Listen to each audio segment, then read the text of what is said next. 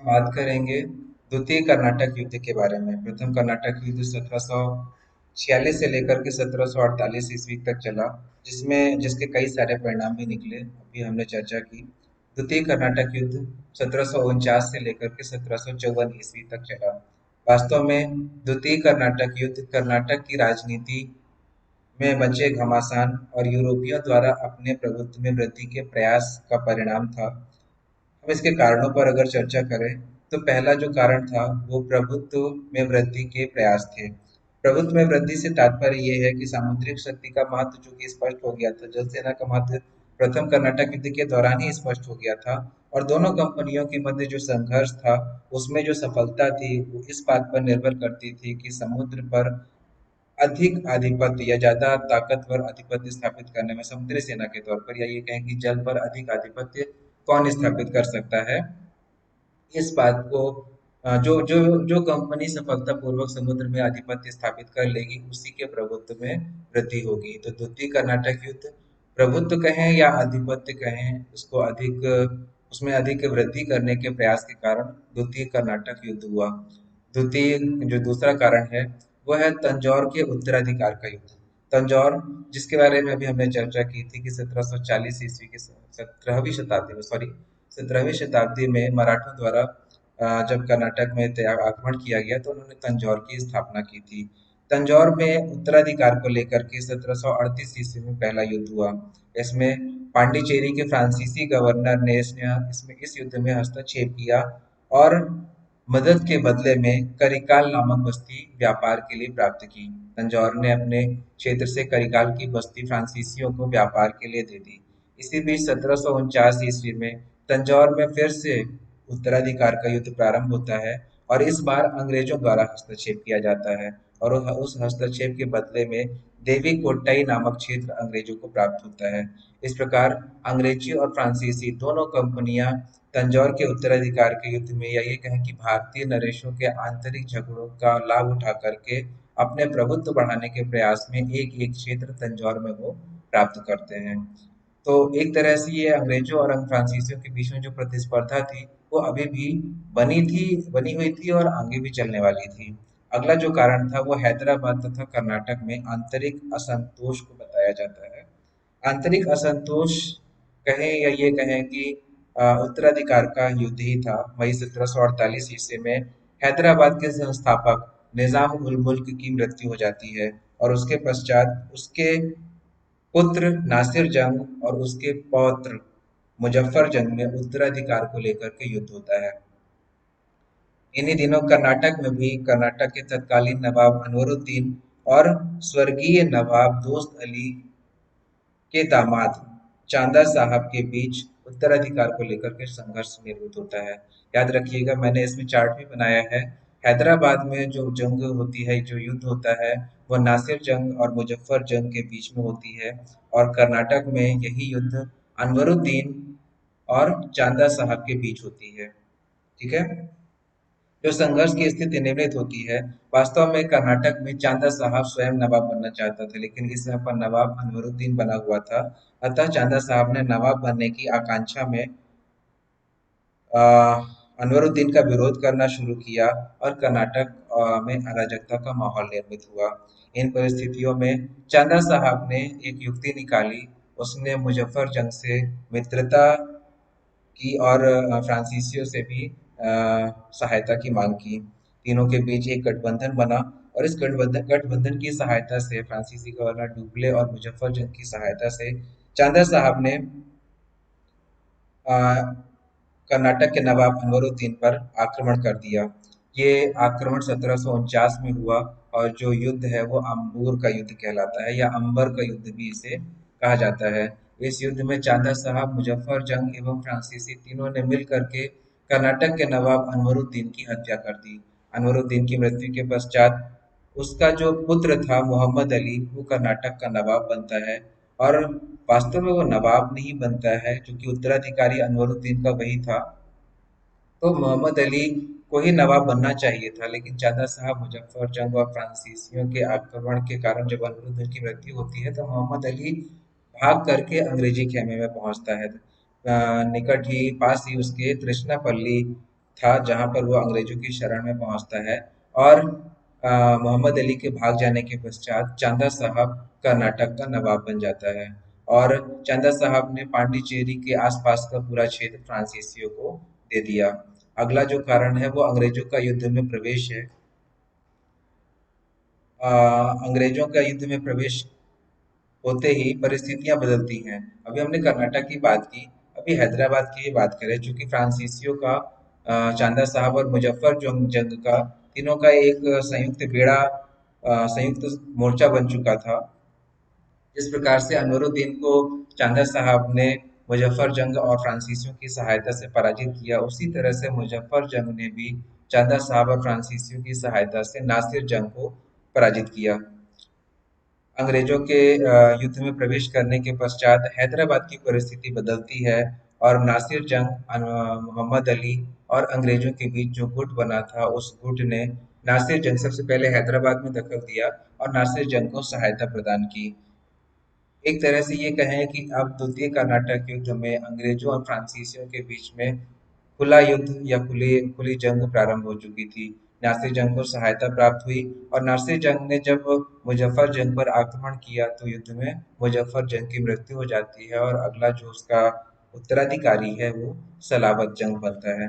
सलावत जंग के अंग्रेजों द्वारा युद्ध में प्रवेश करने के पश्चात ही अंग्रेजों द्वारा एक कूटनीति स्थापित की जाती है, जिसमें एक अंग्रेजी गवर्नर रॉबर्ट क्लाइव को इंग्लैंड से वापस यहाँ बुलाया जाता है। रॉबर्ट क्लाइव ने एक सुझाव दिया अपने भारतीय गवर्नर सैंडर्स को कि क्यों ना कर्नाटक की राजधानी अर्काट का घेरा डाल दिया जाए। अगर चांदा साहब को अपनी राजधानी कर्नाटक की राजधानी अर्काट को बचाना है तो उसे हैदराबाद से अपनी सेना वापस बुलानी पड़ेगी। ये जो सलाह थी रॉबर्ट क्लाइव द्वारा दी गई, ये सलाह काम आई। जैसे ही अर्काट का घेरा डाला गया तो वैसे ही चांदा साहब अपनी सेना के साथ अर्काट की रक्षा के लिए हैदराबाद से वापस चला आता है। इधर मुजफ्फर जंग अकेला होता है और इसी बीच अंग्रेजों द्वारा नासिर जंग की मदद स्वरूप मुजफ्फर जंग पर आक्रमण किया जाता है और मुजफ्फर जंग की मृत्यु हो जाती है। इसी समय फ्रांसीसी गवर्नर जो डुप्ले था, उसको फ्रांस की सरकार द्वारा फ्रांस वापस बुला लिया जाता है और उसकी जगह में गोडेहू गोडेहू नामक फ्रांसीसी गवर्नर को भारत भेजा जाता है। चांदा साहब अकेले पड़ जाते हैं। मुजफ्फर जंग की पराजय होती है और उसकी मृत्यु के पश्चात सलावत जंग अगला नवाब बनता है।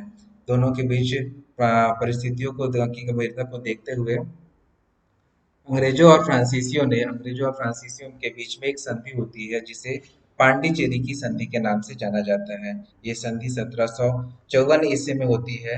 असल में फ्रांसीसी सरकार ने जो अपना नया गवर्नर भेजा था गोडीहू को, उसको यह निर्देशित किया था कि भारत में चल रहे फ्रांसीसियों और अंग्रेजों के बीच जो संघर्ष है उसको समाप्त किया जाए।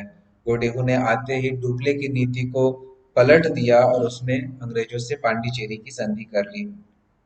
इस संधि के अनुसार कुछ चीजें तय हुई जिसमें यह तय किया गया कि दोनों कंपनियां देशी नरेशों मतलब भारतीय नवाबों के झगड़ों में हस्तक्षेप नहीं करेंगी और उन समस्त प्रदेशों पर दोनों पक्षों का अधिकार कायम रहेगा जो युद्ध प्रारंभ होने के पहले से था। फ्रांसीसियों ने हैदराबाद के नवाब से प्राप्त मछलीपट्टनम और दीवी के क्षेत्र अंग्रेजों को देना स्वीकार कर लिए। इसी के बाद द्वितीय कर्नाटक युद्ध के महत्व की अगर बात करें तो ये जो द्वितीय कर्नाटक युद्ध था ये फ्रांसीसियों के हितों के संदर्भ में थोड़ा सा नुकसानदायक सिद्ध हुआ।